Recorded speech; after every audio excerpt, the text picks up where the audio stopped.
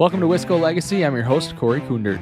On Wisco Legacy, we talk to inspiring Wisconsinites to hear all about their life's journey.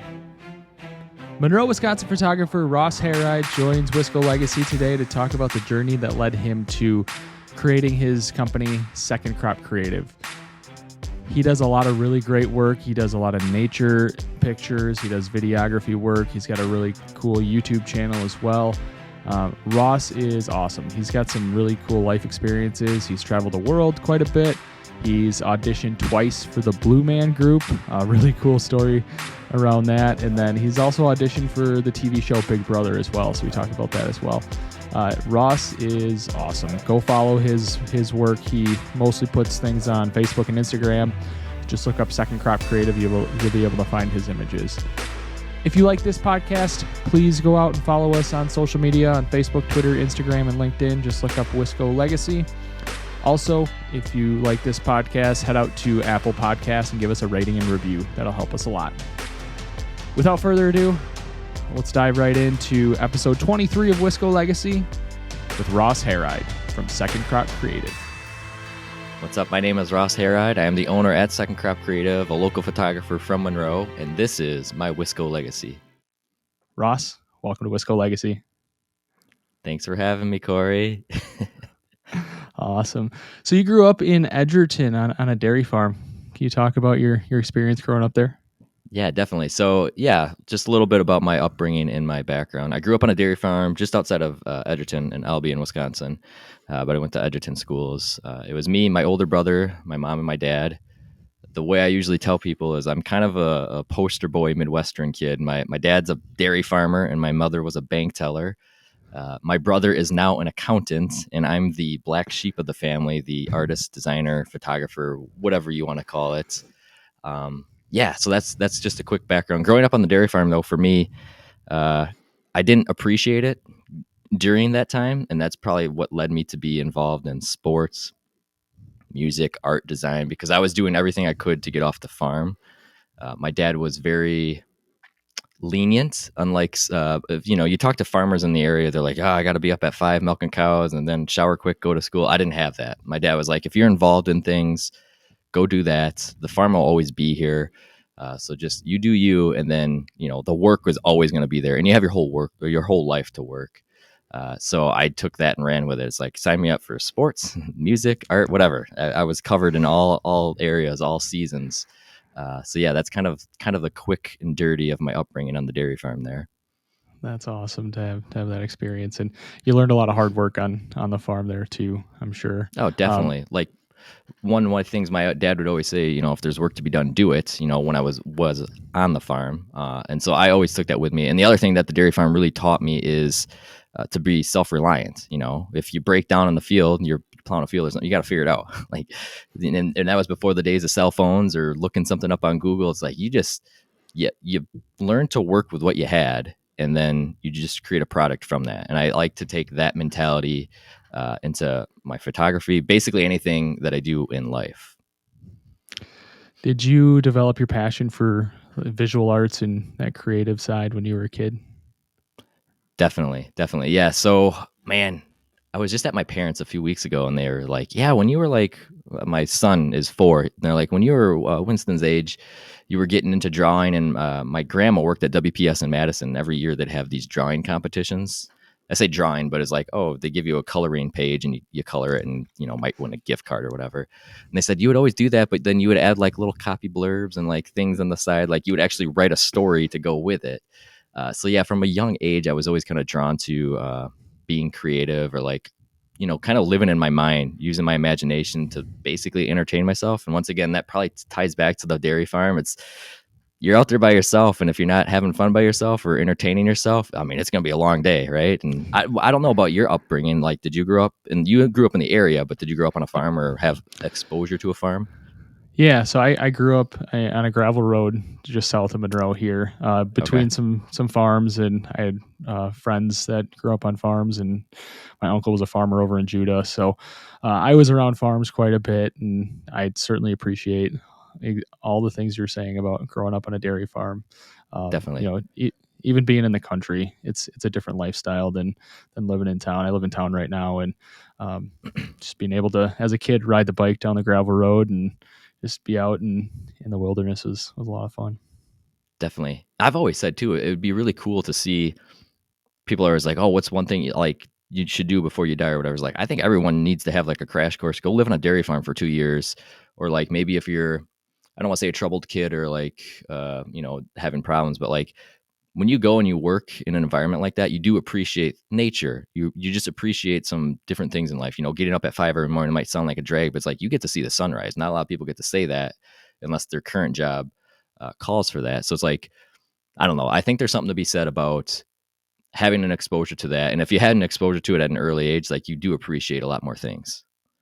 Yeah, I 100% agree. I mean, I had a creek that was right by my house. I lived in the woods on a gravel road, so Nice. um, I could hear cows mooing all the time and all that. And it was just such a great upbringing, being out in the country. My parents recently moved to town, and Okay. it's sad to see. It was sad to see them head back to town, but it's I don't know. It was a really great life living out in the country growing up. Definitely. Definitely.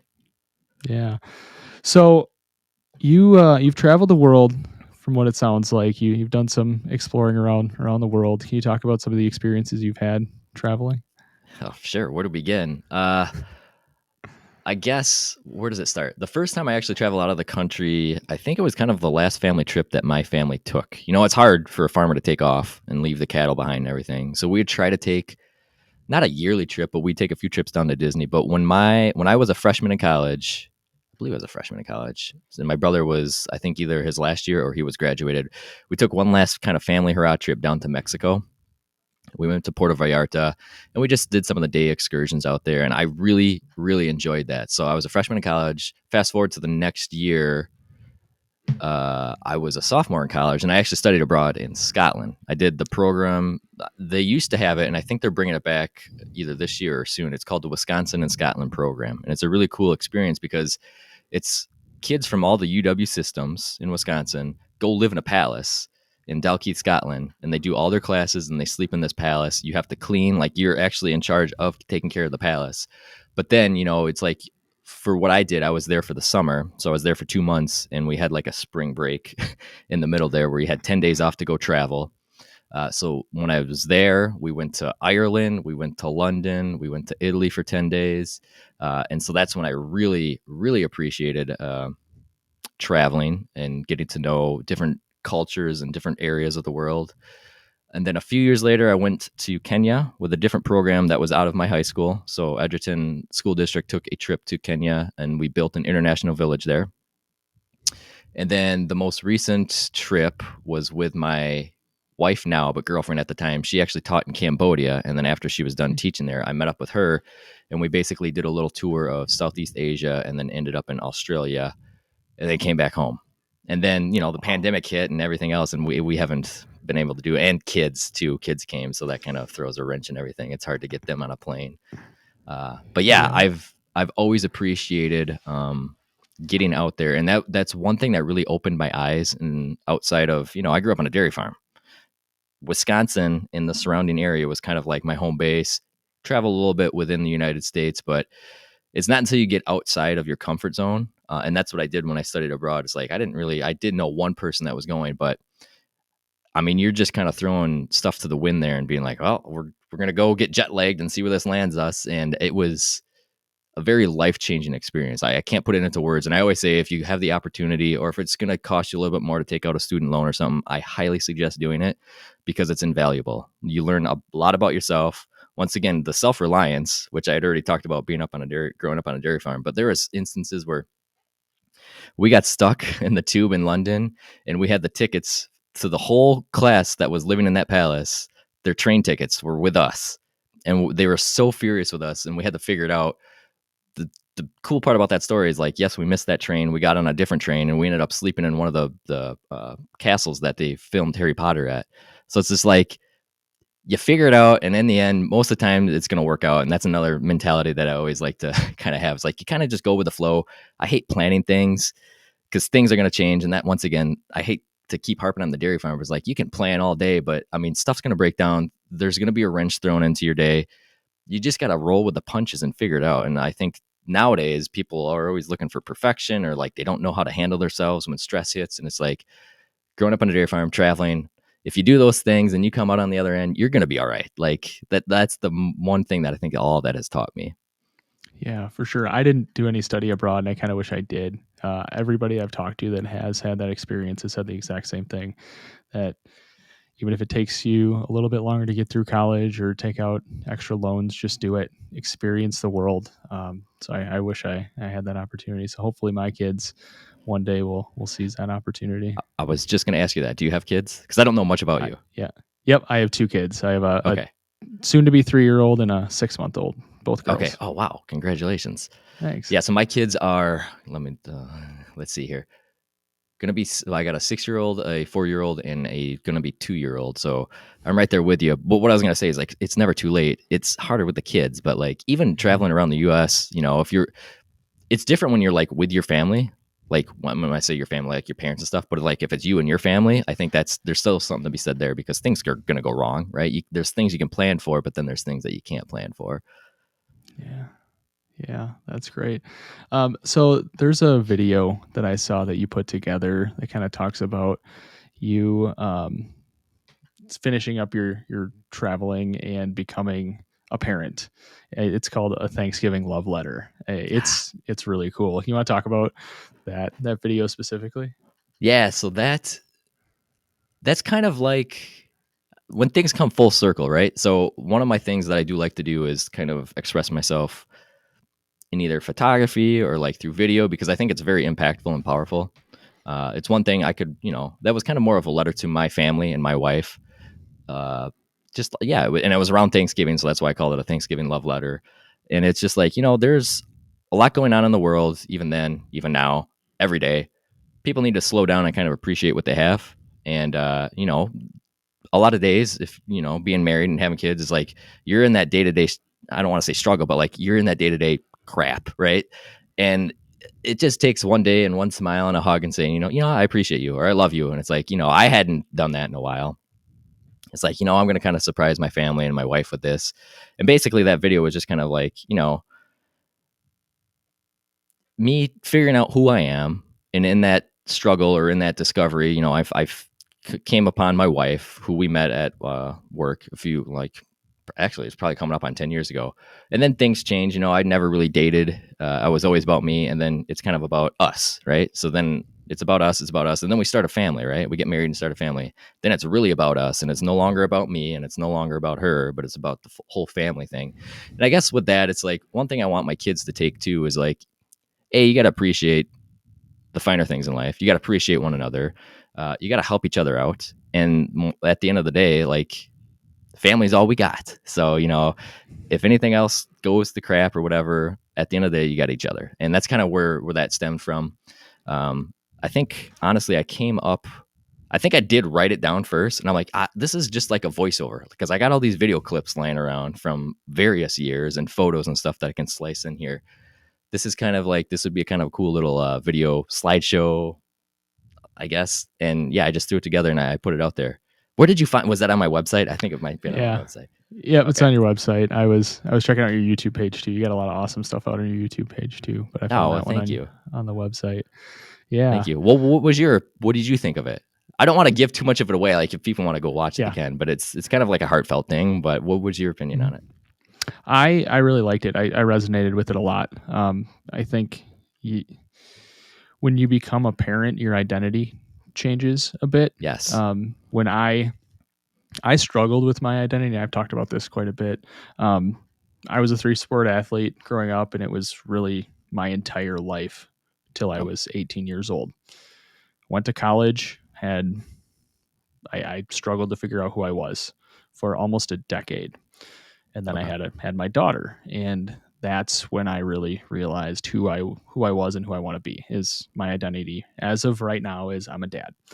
And I can see that through the transformation in your video, that you really resonate with that. I don't know who you if you describe yourself as your identity as like a photographer, father, whatever it is. But I can definitely see that come through in that video. So I definitely resonated with it quite a bit. That's so cool because what you're touching on, it's actually a very important thing if we can stay here for a second, because Yeah. identity is huge, right? Because as you grow up, I think a lot of people, and even through high school and even through college, like we don't know who we are, but it starts with us. So, and that's what we've always talked to. And I'll be open, like we've been to like couples therapy and stuff just because it's hard raising kids. But Mhm. the one thing that I took away from that was it starts with you. There's you, and then there's the we, which is you and your spouse, and then it's you, your spouse, and the kids. So there's kind of like three layers. But if you can't figure out who you are, like the other two fall apart. Mhm. So I'm glad that you brought that up because yeah, I think a lot of people, and they don't talk about it. It's like when I remember when I was in high school and they're like junior year, you got to start thinking about ACTs and where you want to go to school. So what do you want? What's your major is going to be? It's like, I don't know. Like I'm taking 6 art classes right now. Can I do so? Is there a way to make money with that? Let's put you down for graphic design. And so, yeah, just roping back my stories. Like I went to UW Stout for graphic design thinking that, yeah, I'm going to make money doing that. And I am doing that. That my day-to-day job is actually I work at Colony Brands as a web designer. And I love that. But my side passion and what I've always been drawn back to is kind of like the fine arts. So I was actually heavily into drawing and painting and printmaking and stuff like that. But the photography for me allows me to work that into my day-to-day schedule. My camera's always with me. I drop the kids off, I pick the kids up. Those are 2 photo opportunities I can take in a given day.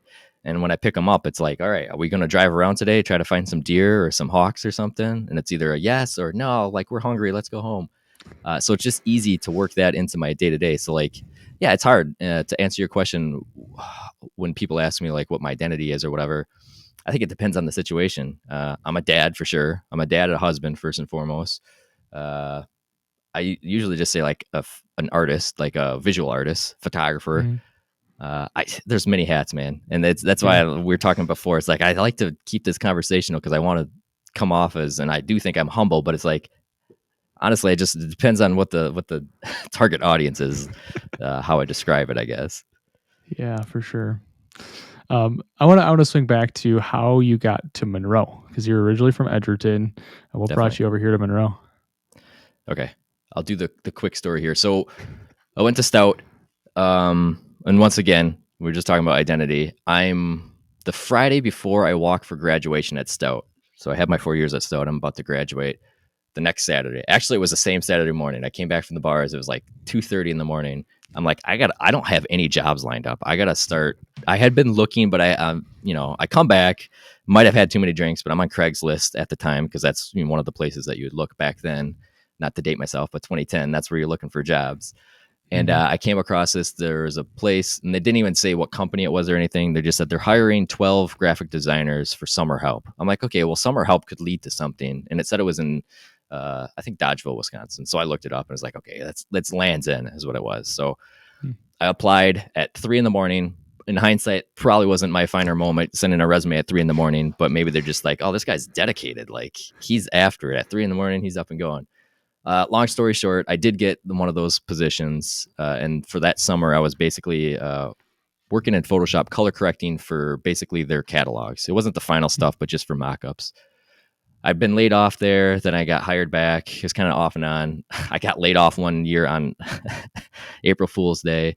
But then, anyways, there was an opening on web. So then I transferred to web, and then I was there until 2017, and I was coding the website for them.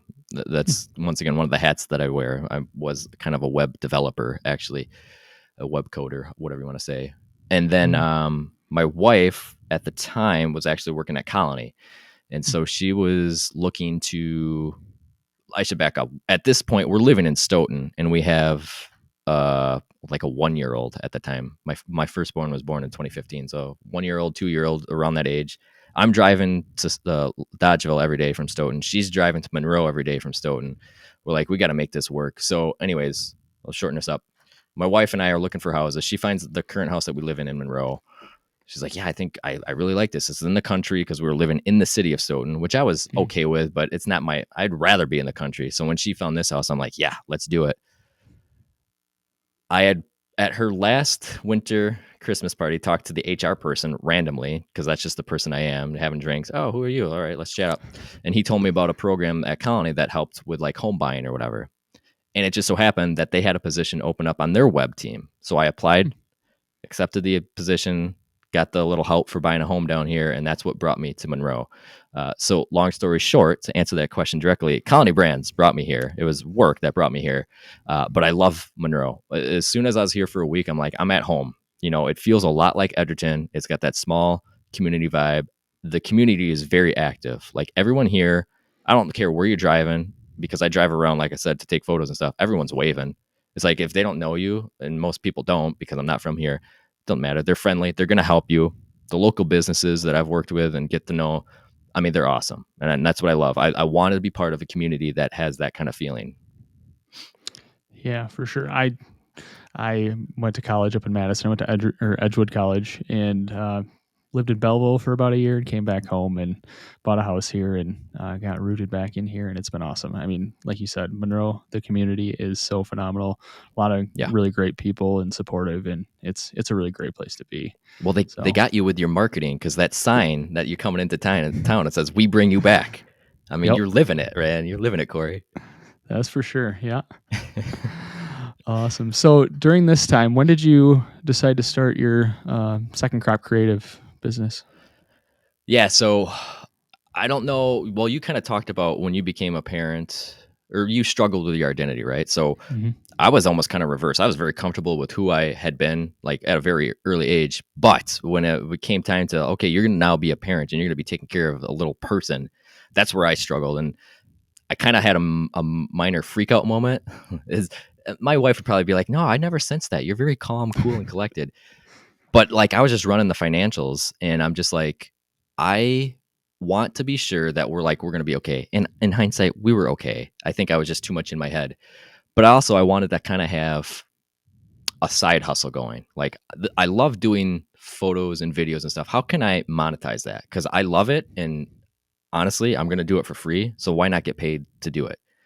So it was right before, I think I could probably go back. I want to say my daughter was born in June of 2015. And I want to say I launched that website in May of 2015.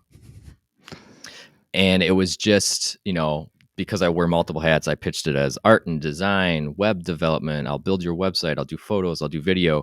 And what actually really stuck is I got into wedding videography of all things. But then from there, in acquiring gear for that, it really led me down the photography path. And like I said, it's just easy to take my camera with me every day and get photos and video.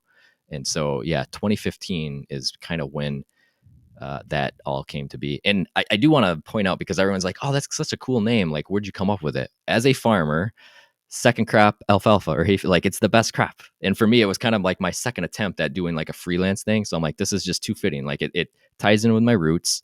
And unless you had talked to me, like most people don't know, they're like, oh, that's kind of cool. Like, what does it mean? And it's like, literally for me, like the second crop of hay was always the best hay.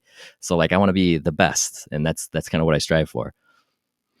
Oh, that's awesome. I actually launched the podcast shortly after my second daughter was born too. So I had that similar experience of let's get something going on the side right around the time the baby was born. So definitely, that's really cool. Can you talk about some of the work that you do? And I know for me, I really got tied into your content based on a lot of the you shoot a lot of deer and animals and stuff like that out in the wilderness. Can you talk about some of the work that you do? Yeah. So as you know, but people that don't know, I basically, I'll kind of, this honestly took off probably at the beginning of the pandemic. With 3 kids, it's like my wife's in business school. She needs time to study and just have time to herself.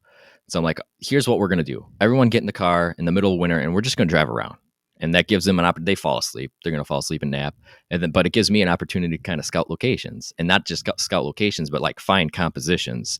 Like I said, I always have my camera with. So it really started. And I think it's actually kind of a cool thing. And I was telling my wife this, it's like, I think it'll be interesting to talk to the kids in 10 years and see if they remember like our pandemic car rides and just going, and they get excited. We see deer or we see a hawk or we see a bald eagle. Dad, take a picture, pull over and take a picture. So that's kind of when it really took off. And it's like, we could do this every weekend. even if it's for 2 hours on a Saturday morning or Saturday afternoon. It's just kind of, once again, getting in that routine that works for your schedule. I was talking to a college buddy, and he actually was like, that's actually kind of fascinating and inspiring that you do that, in terms of like working your passion into like kind of an everyday thing. And what I told you before is like, yeah, when I take the kids in and drop them off, there's roads in the area that I know is like, okay, there's usually a hawk or there's a kestrel here. The lighting might be different. If I come at this time of day, it's going to be a little bit different. It's going to provide a different composition. And so that's what I'm usually doing. I'm driving around most of the time in the Greene County area, just because it's within my home base, sometimes Lafayette, sometimes Dane and Rock.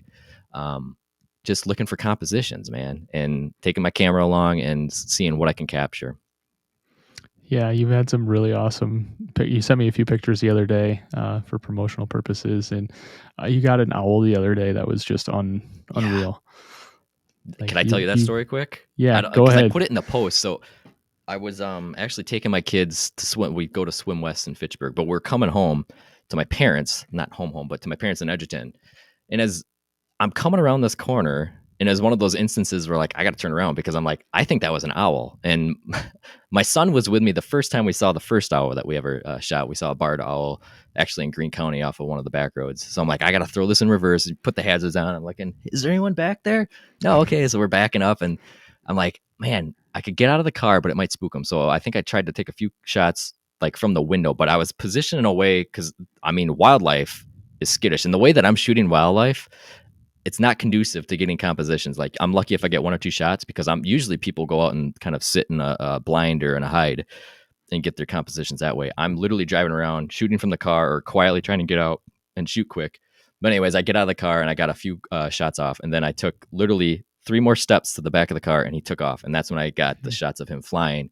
But it's so, it's just, it's a fleeting moment. And I think I put that in the post comment or whatever. It's like, I'm prepared, and maybe that's why I'm lucky, because I am prepared. But you got to have your gear with you to catch those moments, because otherwise, yeah, I can see it, but then I don't have the opportunity to share it with people, and I don't know. I when I create art, I create it to be shared, and I want people to see it and appreciate it. And maybe that's selfish or self-indulgent, but I like it. No, I really like it. I mean, when I see your posts come up on Facebook, Instagram, wherever I see it, it makes me pause a bit. And I work at home, so I'm in my house a lot of the day, and so Yeah. it's really cool to just be scrolling through, and I'll stop and pause, and it gives me that moment of kind of reflection of like, this is really cool. I mean, I grew up on a gravel road in the woods, and I used to Yeah. see that kind of stuff all the time, and now I'm like confined into my house all the time. So I really appreciate you throwing those pictures on. It helps me kind of have a little bit If of you the nostalgia. if you're like, there's actually a sheriff that follows me. I won't name a name, but he's the sheriff in the area. He actually came out to the house one day. He's like, I've kind of pinpointed where you lived based on, I'm like, I'm pretty sure you looked me up. I don't know if that's legal or not, but anyways, we were shooting the shit, and he's like, it's cool because I'll see your post come up, and because he's from the area and he's on patrol, he's like, I mean, this guy is like a map. I'll post a picture and it won't even have any detail. He'd be like, oh, that's at this intersection of this and this. And I'm like, I don't know how the heck you do that, but it's kind of cool, because it's like, no, I appreciate your post, because it's a game for him to try and figure out like where it's at. And I was going to say for you too, because you grew up in the area, some of the locations probably make sense to you. And you're like, wow, I've seen that, but I've never seen it in that light, or I've never seen it in that composition. Because the other thing too is what I'm usually got my super telephoto with. So it offers a unique perspective. Even if I'm shooting barns or stuff, it creates this compression. And it's hard to explain if you're not familiar with photography, but basically it's so focused down and so compressed. Like, it's just a very unique look at things. Mm-hmm. Yeah, I've noticed that in some of the pictures you've had. I don't know what it is. I don't know if it's how you're taking the pictures, the equipment you have, or I know you use Lightroom and things like that for editing purposes. You probably Yep. spend a fair amount of time on the back end doing some editing too. Do you want to talk about your creative process, I guess, around Yeah. those? Yeah, for sure. So quickly, I'll go over the gear. I switched to Sony gear. Man, that must have been 2 years ago. I think it was right before the pandemic.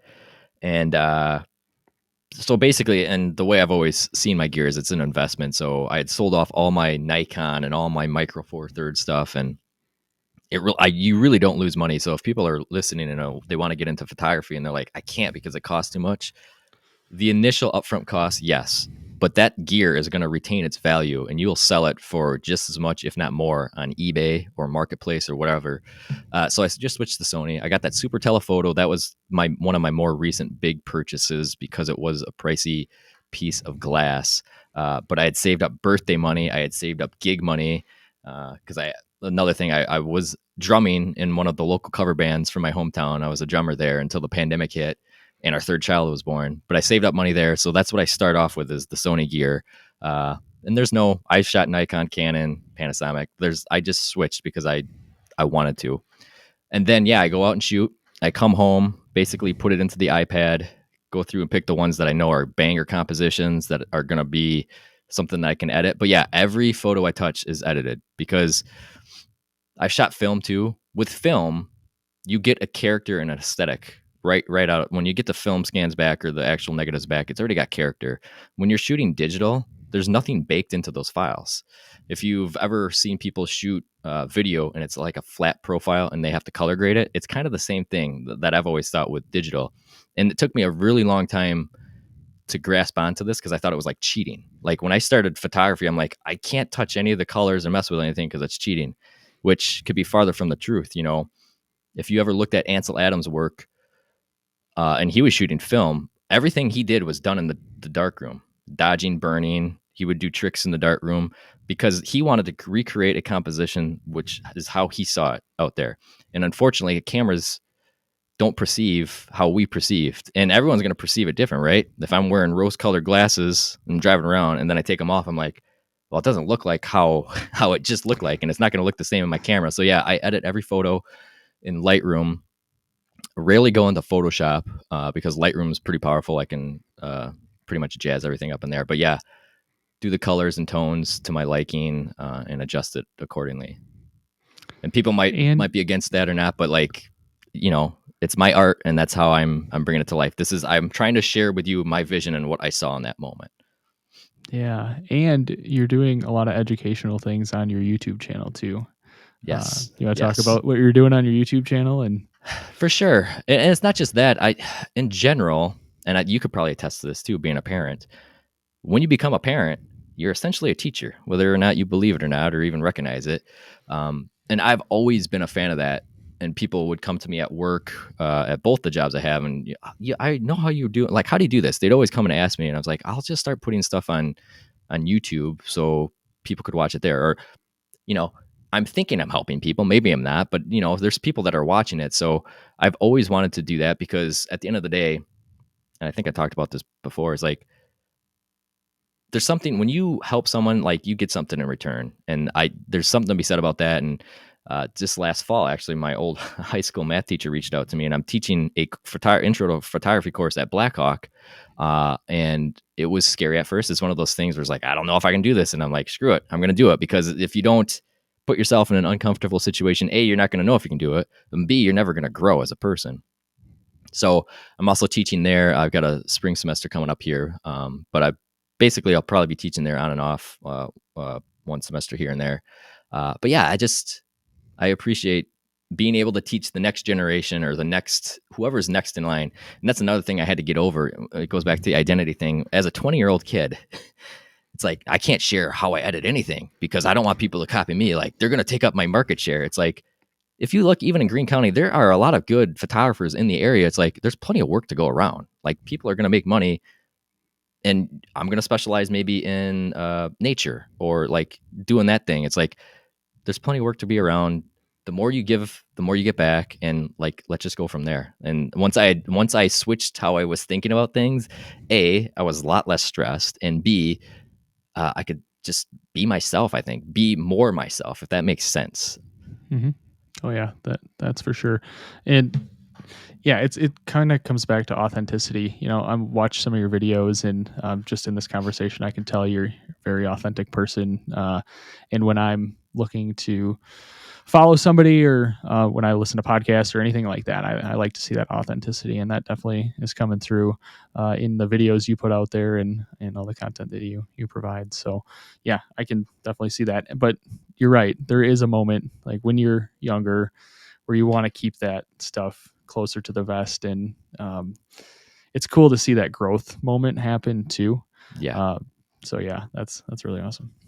What do you, I guess if I could ask you, why do you think it is? I always play this game with my wife. It's like, why do you think that is? Because I've recognized it in myself and I've kind of gone past that. But I mean, what are your thoughts? Like, have you had a similar instance where it's like, I wanted to keep things close, and maybe it is like a struggling with identity. Like, I don't know who I am, or maybe it's imposter syndrome. I don't think I'm good enough to share. Like, I don't know what it is. I can't put my finger on it. I've recognized it, and I'm still working on it. But I think I can't put my finger on it. Yeah, I think part of it's just maturity. Just really you Okay. understand a bit more. For me, at least, I've had situations at work where I've wanted to keep things closer to the vest, and like, no, I own this. I don't want anybody else to touch it. I want to manage this process or do this thing. But really, what happens is all that knowledge gets put in your head, Right. and then it kind of gets lost Right. eventually. Like if you leave or something like that, it gets lost, and nobody really benefits from that then. And Right. so I think part of it is like just as you mature and grow up, you start to realize like, I don't know, it's not always just for you. I don't know. That's a good point. I'm going to elaborate on that too, because what you touched Yeah. on, it's what I would go back to too. Is like, yeah, who is it helping then if you keep it close to your chest like that? One thing my dad always says too, and for what it's worth, oh, you can't take your money with you, right? And maybe that's a farmer thing. It's like, just because I got to spend money or whatever to buy equipment. You can't take your money with you. If I die, like, I'm like, well, that's so true. And maybe it's the same thing. It's like, well, yeah, if I leave this job or whatever, I mean, who's it going to help? And there's no sense hanging on to things like, especially knowledge. If you can share something that's going to help someone else, like, why not share it? It's not going to hurt you. If anything, it's going to help you. People would then come to you, as a reference or as a source of that. Yeah, absolutely. Awesome. So there's two really interesting things about your background that I want to talk about. So you Okay. mentioned you're a drummer. Can you talk a little bit about your music background? And sounds like you auditioned or almost auditioned for the Blue Man Group. Yes, twice actually. Wow. All right. So let's go back. Let's go back to like 12-year-old Ross or whatever. And I told you, growing up on the farm, I didn't appreciate it. I wanted to do everything to get off of it. One way was to be in band. So in like fifth grade or whatever in Edgerton, they test this and, listen to this beat, and then is this the same beat or like, I don't know. It's a long thing, but you test and they grade you, and like usually the top whatever get whatever choice they want at instrument. And at the time we went in, they're like, "Oh, sorry, you weren't one of the ones, but I see on here your first choice was percussion." Well, unfortunately, we can only have 7 percussionists. They go through and they have me try out all these things, and I'm pretty bummed. And just I keep going back to my dad, but it's like as a parent, you start to appreciate the things that your parents do for you. And he wasn't out of line or rude about it or anything, but we'd finished that half an hour trying out the instruments, and right as we're walking out the door, he's like, the music teacher had just told us, like, make sure you keep him in band because he's gifted and he's going to do things with it. And then the music teacher, like the middle school one's like, what's his name again? Oh, it's Ross Harried. She looked it up. She's like, oh, he's actually number 2 on the list. So yeah, I mean, you're percussionist. So anyways, I was percussionist, 6th grade through all the way through high school. Drummed a bit in college and then after college, but it was right after college. I was living at my parents because I didn't have a proper job. I was getting laid off at Land's End because I was just kind of like peak support. And of all things, I was on Twitter and Blue Man Group was having like open auditions. They said send in a resume or whatever to this place, and I didn't have a resume. I could drum. So, and there's a second YouTube channel which I'm not going to promote because it's like my personal drumming and drawing on there from like 10 years ago.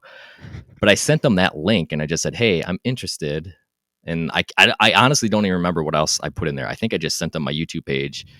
They emailed me back like within an hour. They're like, if you can be in LA on whatever day, like April 5th, we have auditions and we'd like to have you out there. I'm like, well, son of a bitch. So immediately I'm on like checking flights and stuff. I'm like, how am I going to do this? Well, I knew like when I had studied abroad, like I stayed in hostels and stuff. Are there hostels in LA? Like I'm trying to find all this stuff.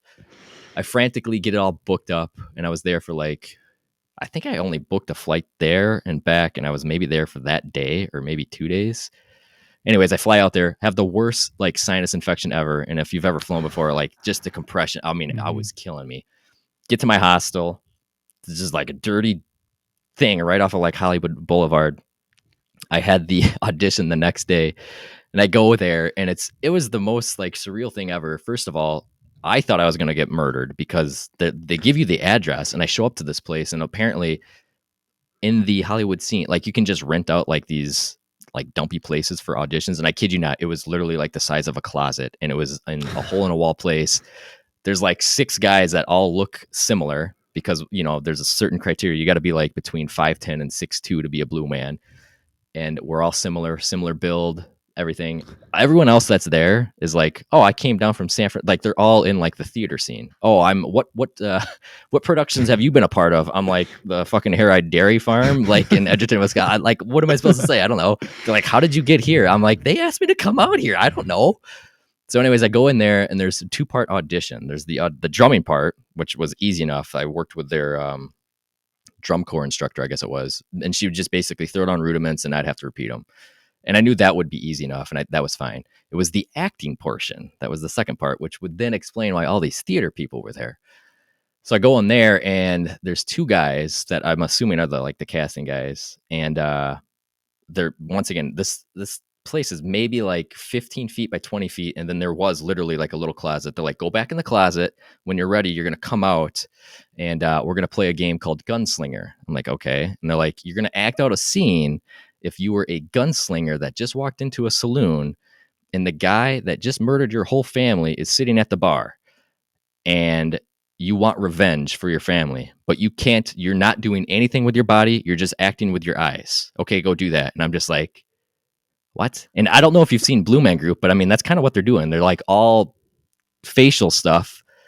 Not really. I mean, they're acting like, but it's, I always think they kind of like look like dogs, like how a dog would like act. So I Mm-hmm. come out here and I'm doing all these, but I can't feel my face. My sinus infection is killing me. I don't know what I'm doing with my eyes. And like, okay, that's good. And then they had me act out another thing. And like, okay, if we want you, we will call you by the end of the day. And I'm like, yeah, about that. My flight leaves in like 2 hours. They're like, what do you mean your flight leaves? I'm like, I'm from Wisconsin. They're like, why the hell are you here? I'm like, your people told me to come out here. What do you mean? So obviously that didn't work out. And then they had another audition maybe a year later in Chicago, which was closer to home. So I drove down there, and I showed up, and they're just like, you've auditioned with us? And I'm like, yeah. They're like, why you back? And I'm like, I don't know. I thought it'd be like, this would actually be really cool. I've always thought being a blue man would be cool because A, personality on stage, B, drumming and music, C, no one knows your identity. So if it came to the point where I wanted to have a family and stuff, I would still have my privacy. Like the coolest thing to me, and that was the draw to me, is like, I could be a person in this show and no one would know. I wouldn't even have to tell anyone. People would be like, oh, what do you do? I could be like, yeah, I'm an accountant at Joe Blow's. They would never have to know. So that was the draw for me for Blue Man Group. And obviously it didn't pan out. Probably for the better, because if I got that, I probably wouldn't have ended up in Monroe. Mm-hmm. You got some awesome stories out of that, though. Oh, for sure. For sure. I didn't even tell you half of it. Man, I ate Arby's for like 6 meals because I was just, it goes back to, I had studied abroad, but it's like, I'd never been in like LA. And I don't know if you've ever been in LA, but like, it's kind of a sketchy, scary area. And if you're there by yourself, it's like, I'm like, I should have brought my knife, but then I'm like, how would I have gotten that on the plane? Like, I have no idea how I'd get here. So yeah, it is pretty surreal, but yeah, definitely stories for sure. Oh, nice. And then you auditioned for Big Brother, huh? I like Big Brother a lot. Yeah. And for the longest time, this goes back to like maybe the maturity level. I hadn't shared this with anyone for years until honestly this year with a few select coworkers. And then I had that post as like an introduction to myself. This actually all started. I've loved the show. I've watched the show with my mom since it came out in like 2000. So when I turned 21, I applied right away. And I just sent them a video. At that time, I think you actually sent in like a DVD or whatever before they had online submissions. I sent it in. I was a senior at college, and I don't have let's see. Yeah, I didn't have I had a flip phone at the time. I'm sitting in my senior project class at Stout, and I get a phone call. I'm like, well, that's weird. I'm like, it's like a 941. The area code I didn't recognize, and I knew how to apply it. So I'm like, oh, what is this? I let it go to voicemail, and they're like, this is so-and-so with like Big Brother. You need to call us back like right away. I'm like, oh shit. Like my heart is like, I'm like, this is surreal. It's happening. It's happening. I go outside, take the call. It wasn't happening, but I made it to semifinals the first time that I had auditioned. And all that entails is like I had to go down to Chicago and basically do on air or on camera questions and stuff. So from that point on, from my first go, I kind of had my foot in the door. And then ever since then, I've had varying success over the years. And it was actually, what year was it? Maybe 2013. I was actually a finalist to be on the show, but I was one of, I want to say 20 guys left. So like I was actually pretty close to it then. I forget are you pretty familiar with the show? Yeah. Mm-hmm. So the season that Spencer Clausen was on, do you remember that guy? He was the railroad conductor, big red beard, kind of a husky guy. Oh yeah. Yep. So he was my competition because all through the when I actually met with the producers and everything, they were just fascinated with the red beard. I had a curly mustache. They're like, how long does it take you to do that in the morning? So like I knew I was typecast. Basically, they wanted someone with a red beard. And when I didn't get on the show that year, the casting person that was with me through that whole process basically said there were too many redheads in the house. And if you think about the guy that won that season was Andy. I think he was the redhead that won it. There's the red-haired beard guy, and I think there was actually a third one. But I'm like, yeah, that didn't pan out. Once again, very unique experience. I mean, you're going through psych test when you're out there. I mean, I can't talk about all the details, but I can say psych test. You literally go to a hotel room and there's a doctor that's taking like urine samples, blood samples. Let's see, you take a Wonderlic test, which is like the test that they give to everyone that's at the NFL Combine to basically measure your IQ, I think. So they put you through the ringer, and I was out in a hotel in California for 5 days, and I knew I wasn't getting on because they said you're going to be here between 7 and 10 days, depending on like the process. And on the 5th day, they cut me, and I'm like, it's not happening. And the guy that's like the handler is like, oh no, like we just need you. If we want you, like we'll send out more stuff or whatever. And I knew it wasn't happening, but very interesting experience there too, because you can't leave your room. You have set times where, because it's so secretive, if you're familiar, like you can't talk about anything. And it's just, it was a pretty unique experience. And I'm pretty much accepted the fact that it's not probably going to happen, which is why I've kind of been talking about it in the last year or so. So, yeah. Well, I love that show too. So, well, give it another shot, and maybe you'll get thrown in now. That'd be pretty fun. Awesome. I get older and uglier each day, Corey. It's not going to happen. The physical comps probably would start taking a toll at some point in time. Oh yeah. Awesome. Is there anything else you want to add about what you're doing with Second Crop Creative and some of the services you have? I don't think so. I think it's been a great conversation. I mean, I'd like to get to know you more. I mean, maybe we go grab a beer sometime. Especially, I didn't I didn't know much about you before this conversation. No, like I said, if people are interested in shooting, you got to get out there and do the work with anything though. Like if you're interested in wanting to play, like be the best disc golfer, like you just got to get out and do it, right? Yeah, for sure. How can the listeners find your social media or support you in any way? Definitely. So I'm most active, as you know, on Instagram and my Facebook page, because those are pretty much linked up. And it's just at Second Crop Creative on Instagram. And then if you just look up Second Crop Creative on Facebook, it should come up. And if you haven't seen, here's another thing that I had to get over for the longest time. It's like, oh, I have such good content. People are going to share my work. Well, it's like, if people don't see the work, they're not going to share it. So I try to share my stuff in some of the groups on Facebook. And I don't know if you're part of the Monroe group, but once in a while, if it's relevant, I'll share it in the Monroe group. But yeah, those are kind of the two that I have like a Twitter and a TikTok, but honestly, I'm too old for that stuff. Oh, nice. Cool. Well, if you don't have anything else to add, I have some rapid fire questions and a couple questions to wrap us up. Definitely. Let's do it. All right. First rapid fire question. What's your favorite restaurant in Wisconsin? Ooh, we were just talking pregame here. Favorite restaurant in Wisconsin. Can I put this in two groups? Yeah. In terms of like fast food and sit down. Huge fan of Culver's, obviously. I mean, the Butterburger, give me a break. And their spicy crispy chicken basket. Good stuff. And then sit down, I am very fond of the Glarnerstube in New Glarus. Now, I know it's not Monroe. Ponchos and Lefties a close second, but the Glarnerstube, if there's a special event like an anniversary or my wife's birthday, we're probably going there just to splurge and have a nice Swiss meal. Yeah, so Awesome. those are the two, I think. Awesome. What's your favorite event in Wisconsin? Ooh, favorite event in Wisconsin. That's a tough one. You should have given me these ahead of time. I mean, obviously, if the Packers go to the Super Bowl, I don't know if that counts. But any of the festivals, right? So obviously, there's Cheese Days here, Hometown Days in Fitchburg. Stoughton has Setnamai. Edgerton has Tobacco Heritage Days. The hometown festivals, I think, is where it's happening in Wisconsin. And maybe other parts of the country probably have that, but like, there's something unique about the hometown local festivals in Wisconsin, and it goes back to that community feeling. I don't think there's anything that beats it. Yeah, I definitely agree. All right, last rapid fire one. Where's your favorite place to hang out in Wisconsin? Oof, hang out. That's tricky too, because I would just say, well, I just drive around in my car to take photos. I'm going to cheat on this one. I think any of the the park systems. Every year, like when it's January 1st, I go out and buy a sticker right away just to get my money's worth. And then I like finding new ones. And there's actually, I think there's a girl on Instagram that I follow. Like, she tried to do all of them, or she has done all of them. I think that's a great way to see the state. So the park system for sure. That's kind of a cop out answer, but I'm a sucker for nature and hiking and trails. And it's a great family activity, especially if you got young kids and stuff. Tire those little kiddos out and get them back in the car. Awesome. That's awesome. All right, two final questions here. Then we'll wrap up. How has Wisconsin helped shape you into who you are today?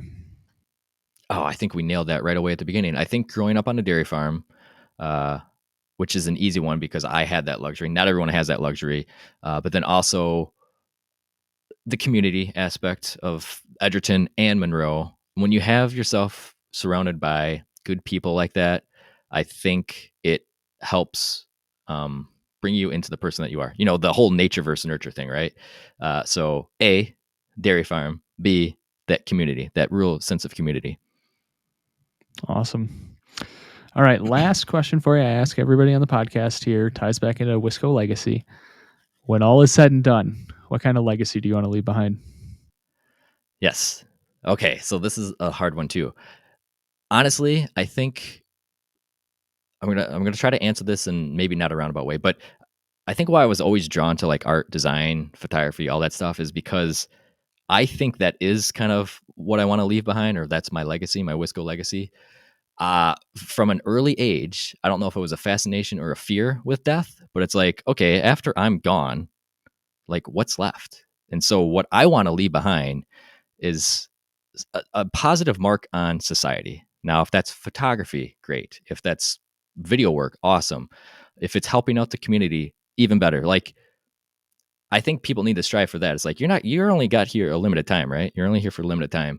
What can you leave behind that's going to positively influence the people that come after you? And for me, like, obviously that's my family, and family's first. So instill a good work ethic, get them interested in something that they have a passion about, and then just tell them you need to pursue it at all costs and just have fun. Don't take things too seriously, and just like, kind of, like I said earlier, you just got to roll with the punches and make it work, I guess.